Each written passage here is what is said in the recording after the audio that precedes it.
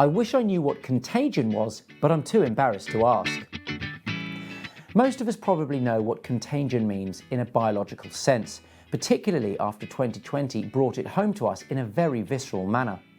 But it's also a term that crops up in financial markets. And just as contagion almost always spells bad news in the real world, it's also not a term you want to hear in market news. Global economies and financial markets are arguably more interconnected in the modern era than at any other point in history. This has lots of benefits. But this interdependence also means that problems which erupt in one corner of the globe can have unexpected consequences elsewhere. As a result, a financial crisis which at first seems contained in one market or sector can spread, just like a virus, and potentially overwhelm apparently unrelated markets elsewhere.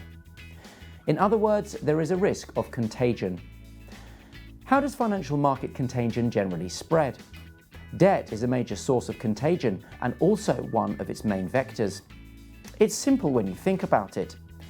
Say a friend owes you £100. You need to get it back so that you can go to the pub that night.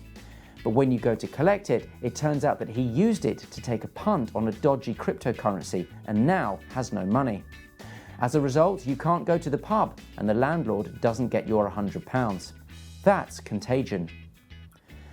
To take a real-world example, the 2008 financial crisis spread globally because ownership of debt linked to US mortgages was far more widespread than most investors had realized.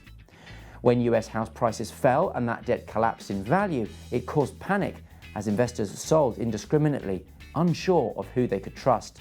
But while falling US house prices may have been the trigger for the crisis, the real problem was that financial institutions generally were over-leveraged.